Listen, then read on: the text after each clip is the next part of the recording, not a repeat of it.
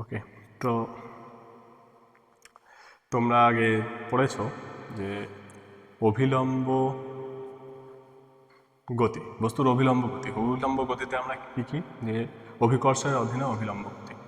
অভিকর্ষের অভিলম্বে গতি কি, যে বস্তুকে ধরো উপর দিকে যদি থ্রো করা, ঠিক আছে, ধরো ভি বেগে ইউ বেগে থ্রো করা হবে, সাপোজ ধরো সেটা কোনো একটা পয়েন্টে বেগ যদি আমরা জানতে চাই, এই উচ্চতায় রয়েছে, তাহলে আমরা এগুলোর ইকুয়েশনগুলো আমরা করেছি। কী কী ছিল আমরা একবার মনে করে নিই। তাহলে v equal to u minus g t. তাহলে এটা কি হচ্ছে অভিলম্ব গতির ক্ষেত্রে। জিটা কারণ কি, অভিকর্ষ ত্বরণ কোন দিকে কাজ করছে, জি নিচের দিকে কাজ করছে।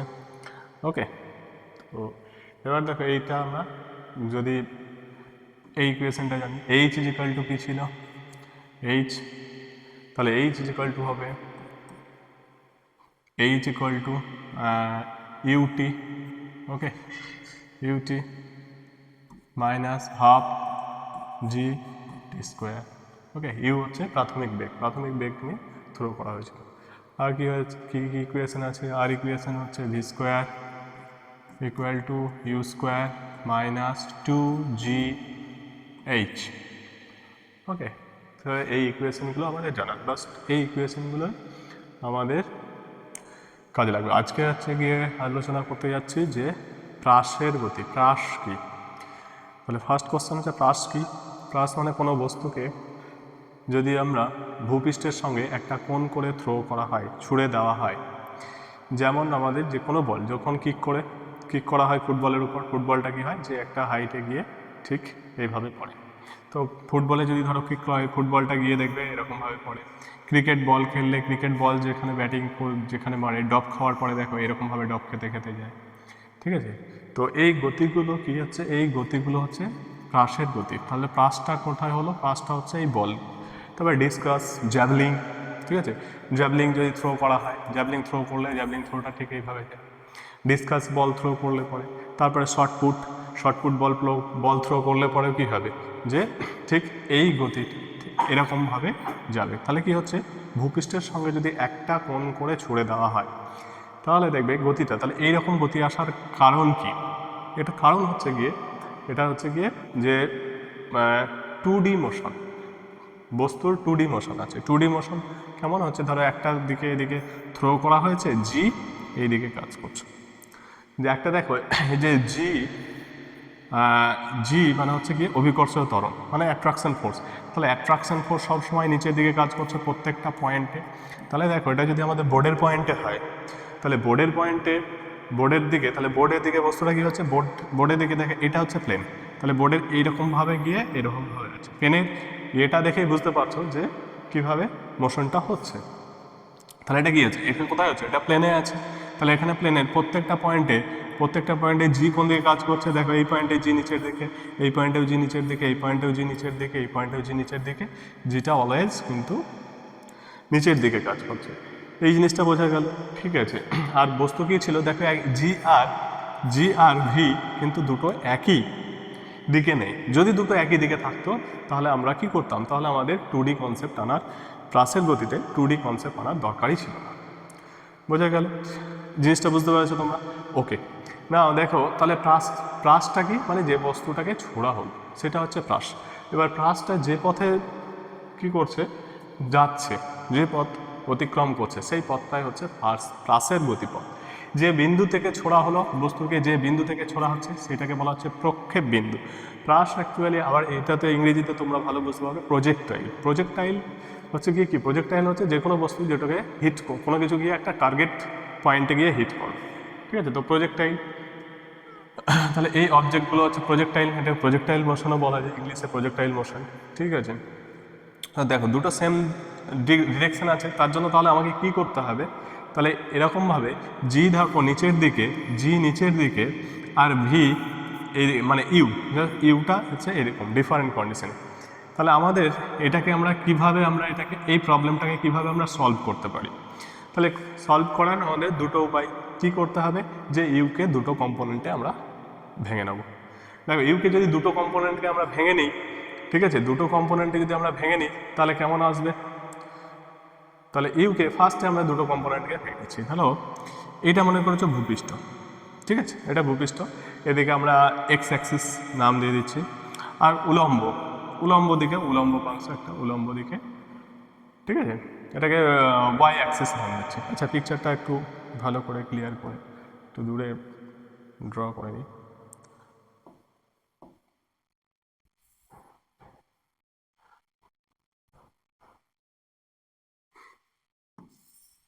ঠিক আছে, পিকচারটা দেখে নাও। তাহলে এটা হচ্ছে ওয়াই, মানে কি অভিলম্ব উপাংশ, এটা অভিলম্ব দিক, আর এটা হচ্ছে এক্স অ্যাক্সিস মানে ভূপৃষ্ঠ বরাবর হরাইজন্টালি আনুভূমিক দিকে। এখন বস্তুটাকে যখন থ্রো করা হচ্ছে তখন ভেক্টর মানে হচ্ছে বেগ ভেক্টর, যেটা বেগ ভেক্টর আর ইউ প্রাথমিক বেগ এই পয়েন্টের, এই প্রাথমিক বেগটা কিন্তু এই পয়েন্টে ইউ কোথায় অরিজিনে বেগের দিকটা এরকম, ঠিক আছে, ইউ ভেক্টর। ওকে, ছোড়া হয়েছে কি অ্যাঙ্গেলে, ভূমির সঙ্গে থিটা অ্যাঙ্গেলে থ্রো করা হয়েছে।